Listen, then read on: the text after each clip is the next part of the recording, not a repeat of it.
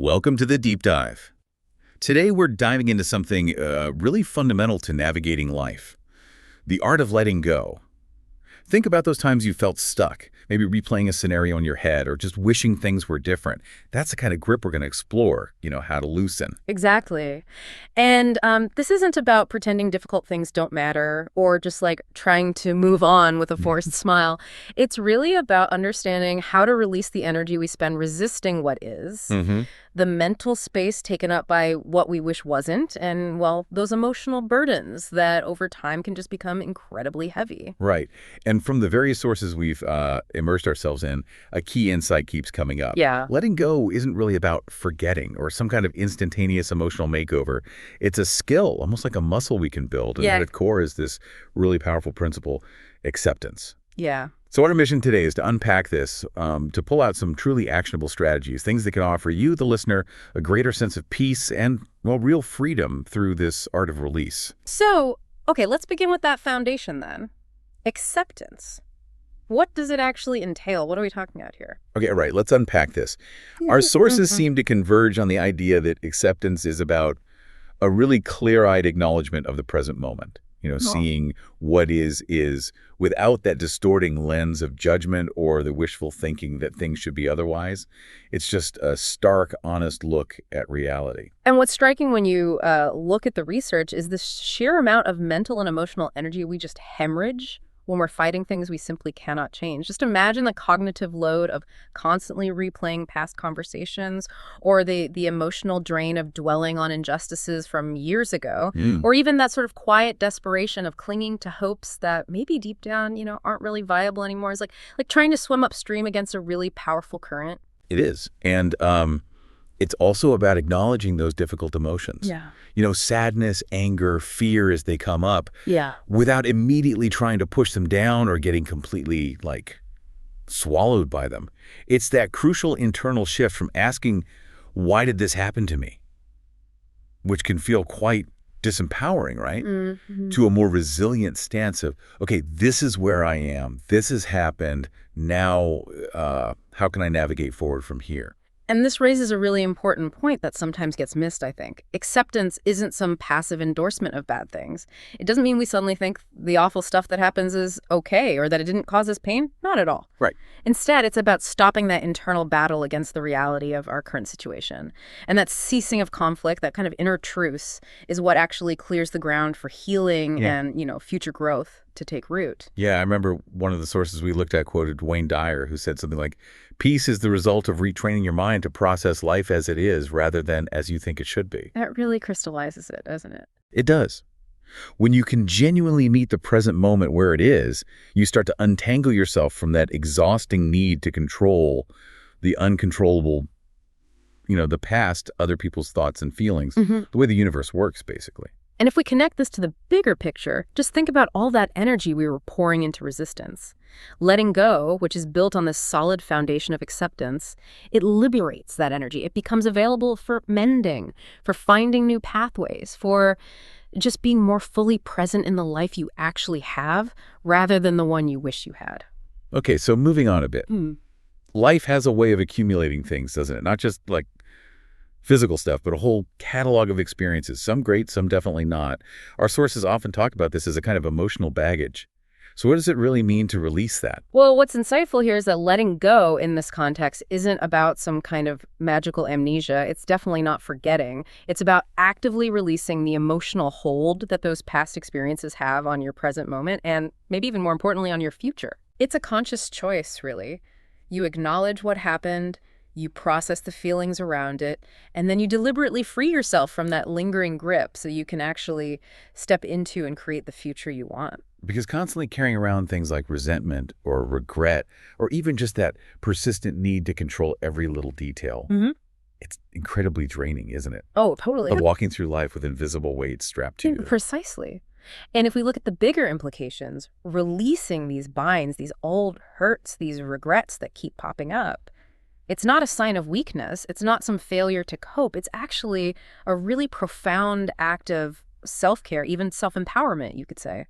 By letting go of what no longer serves you, you are literally creating internal space. Space for more positive experiences, for joy, for possibility to enter. And a really significant aspect of this releasing process, something that came up a lot in our sources, is the, well, often challenging art of forgiveness. This is a topic that can come up quite a bit for people. It certainly can. And one of the most vital understandings, I think, that our sources highlight is that forgiveness is fundamentally a gift you give to yourself. Right. It's not about condoning the actions of someone who hurt you or excusing their behavior. Not at all. There's a powerful saying that emerged from our research: free yourself, not the offender. And that really gets to the heart of it. It's so true. Holding on to anger and bitterness, it's almost like you're tethered to the person or the situation that harmed you. Mm-hmm. The negative emotions don't really affect them anymore, probably, but they continue to fester and cause damage inside you. One source used that stark image of holding onto a hot coal. You're the one getting burned. Yeah, exactly. It keeps you locked in that past event, letting it cast this shadow over your present long after it actually happened. So what's interesting is that forgiving doesn't necessarily mean forgetting what happened, right? No, not at all. Or that you need to reconcile with the person or even talk to them about it. Right. It's often a purely internal process. It's about releasing those intense negative emotions tied to the event. It's about severing that emotional link that binds you to the hurt, freeing you up. One of our sources suggested a really interesting technique for this. The act of writing a letter to the person you feel you need to forgive. Ah, yes, the unsent letter. Yeah, exactly. Yeah. You just pour out everything, the hurt, the anger, the betrayal, whatever it is you wish you could say. But the crucial part is you don't actually send it. Right, and the natural question is, well, what's the point then, if they never see it? And the answer seems to be that it allows you to fully acknowledge and validate your own emotions in a safe, contained way. You're giving voice to your pain without the potential complications or anxieties of a direct confrontation. And then, following that, the suggestion of a symbolic act of release, like tearing up the letter or maybe carefully and safely burning it, that can be surprisingly powerful. Yeah, it really can. It aids that psychological process of actually letting go of the stored resentment, a physical action for an internal shift. Okay, so another cornerstone of this whole art of letting go, something our sources consistently emphasized, is the fundamental understanding that nothing in life stays the same. This idea of impermanence. Absolutely. That simple truth captured in the phrase, nothing is permanent, not pain, not people, not situations. It's profoundly important. And our sources suggest that a huge amount of our suffering actually comes from our resistance to this very fact. We try to freeze moments, cling to relationships that are naturally changing, fight against the inevitable currents of life. It almost feels like our brains are kind of hardwired to resist this, doesn't it? We crave safety, predictability. Oh, I do. We form attachment. Sometimes we even anchor our sense of self-worth to things outside ourselves that are, by their nature, subject to change. And then there's fear, of course, fear of loss, fear of the unknown. Yeah, even the subtle fear of regretting letting go itself. But if we connect this back, truly accepting this impermanence, this constant ebb and flow, it actually allows us to appreciate the present moment much more intensely. It also equips us to navigate those inevitable transitions, the endings, the beginnings, with more grace, more resilience. Instead of constantly fighting the current, we learn to move with it, adapt, find the new opportunities that change brings. And this leads us nicely into the idea of detachment. Our sources talked about detaching from a few key areas, starting with outcomes. Yes, and what's insightful here is the crucial difference between focusing on your effort versus being attached to a specific result. We absolutely have control over our actions, our intentions, right? But the final outcome, that's often influenced by so many factors completely outside our control. When we rigidly tie our happiness only to a specific result, like getting that job offer or a relationship playing out exactly as we imagined. Yeah, you're setting yourself up. You really are. Setting yourself up for anxiety and potential disappointment. Letting go here means trusting the value of your effort, doing your best, but remaining open to possibilities you might not have even thought of initially. And then there are expectations. Oh boy, expectations can be a real source of, well, a lot of trouble. Indeed.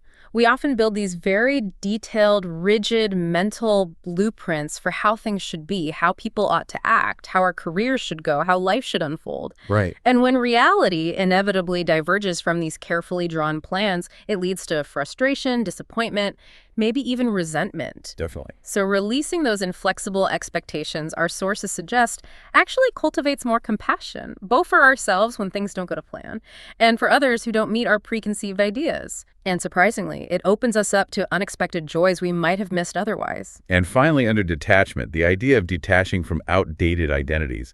This one feels particularly relevant as we, grow and change. It is. As we live, our roles change, our circumstances change.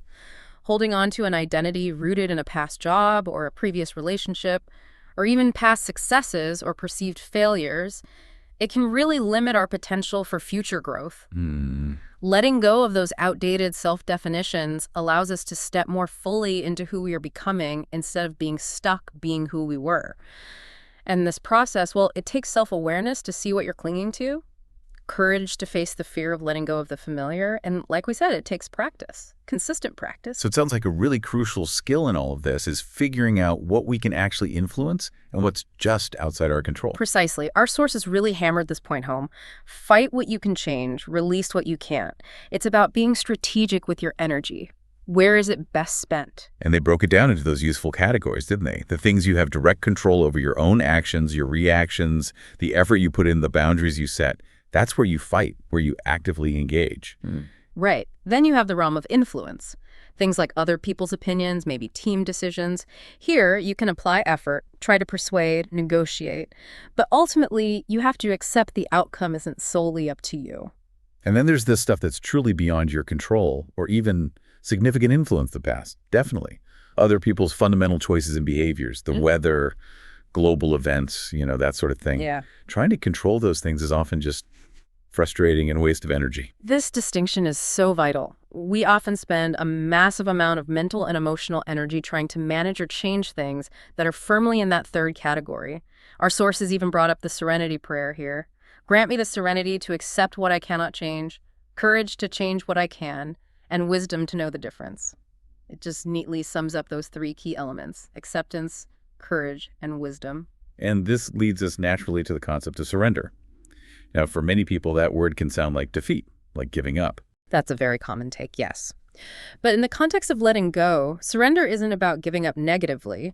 It's more about making a conscious choice to stop struggling against what is ultimately uncontrollable. It's about giving in to reality, as several sources put it. Not from weakness, but from a deep understanding of where your energy is best used. So when we hear ideas like surrender the rest to God or the universe, it's less about being passive and more about releasing that intense pressure, that feeling you have to personally orchestrate every single outcome. Exactly. And surrender can look like different things. It can be trusting the unfolding process, even when it's unclear. It can be faith for those with spiritual beliefs, consciously releasing outcomes. It can be acceptance, making peace with the present reality, or even flow moving with life's current instead of fighting it. It's about strategically redirecting your energy then. Instead of pushing against that brick wall, you focus your efforts on what you can actually do within the situation. Precisely. You navigate within the current. As Herman Hesse beautifully put it, some of us think holding on makes us strong, but sometimes it is letting go. Okay, so a big part of what we hold on to is the emotional charge from past hurts. How do we mindfully release that? This is where mindfulness practice becomes so incredibly valuable. Our sources explain that a key part of letting go is releasing that intense emotional energy tied to past stuff. Mindfulness gives us the tools to just observe our internal states, our thoughts, our emotions, without getting totally swept away by them. It's about noticing, okay, this feeling is anger, or this is grief, without immediately becoming the anger or the grief. So it's that subtle but powerful shift from I am angry to I am experiencing a feeling of anger right now. It creates that little bit of space, doesn't it? Exactly. That act of non-identification is key. It reminds you the emotion is temporary, it's energy passing through, it's not your fundamental identity. And several sources also highlighted connecting with your physical body to help release the tension that often comes with held emotions. Like that simple 5-minute breathwork exercise that one of the sources mentioned. Using the breath. Yes, that's a perfect example. Yeah. Just deep, conscious breathing, slow inhales, long exhales. it can have a really profound calming effect on the nervous system. It allows some of that tightness associated with difficult emotions to just gradually dissipate. Visualizing the release on the exhale can help too. It seems like what's happening inside us often mirrors our external environment somehow. Our sources touched on this inner-outer connection. They did. There's this principle that emerged. External chaos often reflects internal chaos. And it makes sense, right? A cluttered desk or house can often mirror a busy, overwhelmed, maybe emotionally cluttered mind.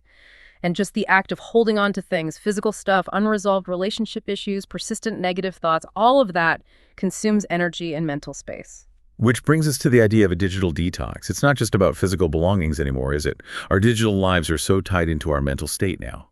Not at all. Our digital worlds are a huge part of our landscape. So, consciously deleting toxic contacts, people who bring negativity or trigger painful memories, or mindfully unfollowing social media accounts that make you feel bad. Yeah. These are really essential acts of setting healthy boundaries for your mental and emotional health. It's about curating your digital space for more positivity and inspiration, focusing on what actually nourishes you. And sometimes doing something more, I don't know, symbolic can be really helpful in the letting go process. Our sources talked about rituals of release. Yes, and what's interesting is how these concrete, intentional acts can serve as powerful markers of transition.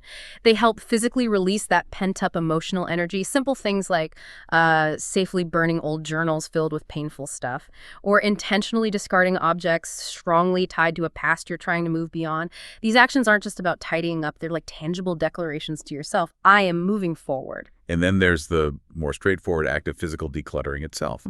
Exactly. Our sources emphasize that physical decluttering is more than just tidiness. It's a tangible expression of the internal process of letting go. It can actually catalyze internal change. Donating items you no longer need, use, or love, it frees up physical space, yes, but it also removes visual noise, which can really contribute to mental overwhelm and support a greater sense of inner calm.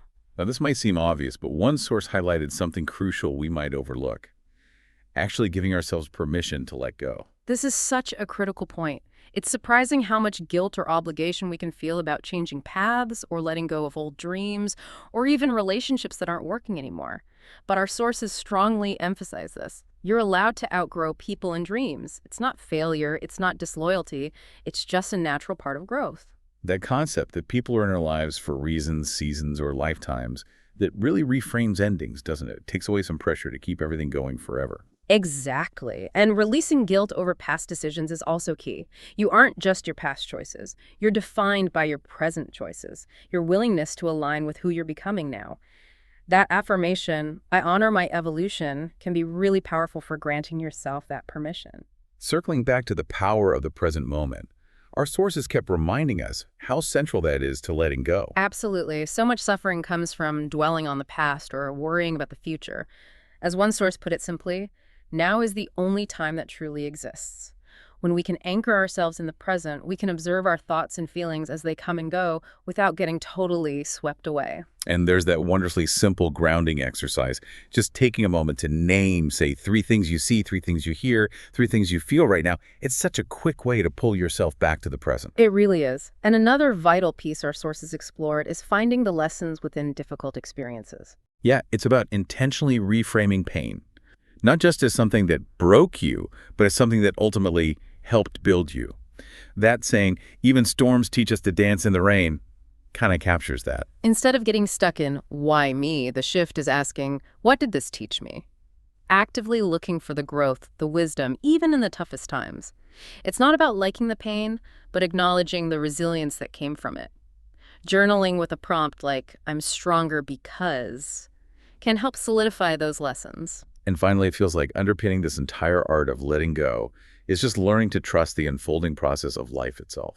Exactly. It's about consciously stopping that constant need to force things, releasing the urge to control every little aspect. It's about cultivating faith in life's natural rhythm, trusting your own ability to handle what comes your way, and believing that the right opportunities will appear. You don't need the whole path mapped out. Often, just seeing and taking the next step is enough. It all seems to circle back to that powerful Herman Hesse quote, doesn't it? Some of us think holding on makes us strong, but sometimes it is letting go. Ultimately, it sounds like mastering this art isn't about weakness. It's about taking real control of our inner state, choosing peace, making space, and living more authentically. So to sort of bring it all together, the art of letting go involves these key elements we've touched on. That foundation of acceptance, actively releasing what no longer serves, the power of forgiveness, Hmm. embracing impermanence, using mindfulness for presence, self-compassion, and ultimately, learning to trust the journey. And it's so important to remember this isn't like a final destination, right? Or a one-time fix. Yeah. It's an ongoing practice, a skill we'll probably be refining our whole lives. Definitely. So as you go about your day, maybe just take a moment, reflect on one area, just one small thing, where you might gently begin the process of letting go. What's one little thing, maybe a nagging thought or an unnecessary burden that you could consciously choose to just loosen your grip on? And with that in mind, here's something to consider. How might embracing this art of letting go, even in small ways, actually create unexpected opportunities and cultivate a deeper sense of inner freedom in your everyday life? It's certainly a journey worth exploring.